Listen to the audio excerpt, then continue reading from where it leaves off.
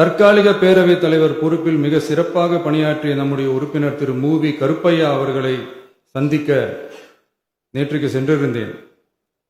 அங்கே முந்தைய பேரவைத் தலைவர்கள் படங்களை கண்ணுற்ற போது, அவர்களை பற்றி அறிந்த போது உண்மையிலே எனக்கு பெருமிதம் தந்தது. ஏனென்றால் எடுத்துக்காட்டாக விளங்கும் திரு ஜே சிவ சண்முகம் பிள்ளை, டாக்டர் யு கிருஷ்ணராவ், திரு எஸ் செல்லப்பாண்டியன் அவர்களுடைய வரிசையில் மிக சரியான ஒருவரையே நாம் முன்மொழிந்துள்ளோம் என பெருமை அடைந்தேன்.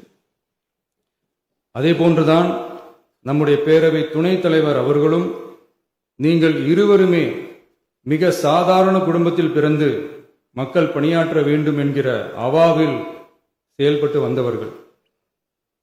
குணம் நாடி குற்றமும் நாடி அவற்றுள் மிகை நாடி மிக்க கொளல் எனும் வள்ளுவரின் வாய்மொழிக்கேற்ப சட்டமன்ற நடவடிக்கைகள் சீராக செம்மையாக அமைதியாக நடைபெறும் வகையிலும் சட்டமன்ற ஜனநாயக பண்புகள் நெறிமுறைகள் பேணி பாதுகாக்கப்படும் வகையிலும் இந்த அவைக்கு பேரவைத் தலைவரும் பேரவை துணைத் தலைவரும் பெருமை சேர்ப்பீர்கள் எனும் நம்பிக்கை எனக்கு உண்டு.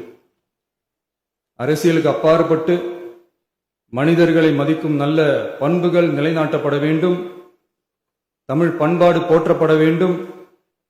அவையின் மரபும் மாட்சிமையும் மதிப்பும் காக்கப்பட வேண்டும் என்ற நல்லெண்ணத்தின் அடிப்படையில் அந்த பதவி ஏற்றுள்ள தங்கள் இருவராலும் காப்பாற்றப்படும் என்னும் நம்பிக்கையை மீண்டும் தெரிவித்து என் உரையை நிறைவு செய்கிறேன். நன்றி, வணக்கம்.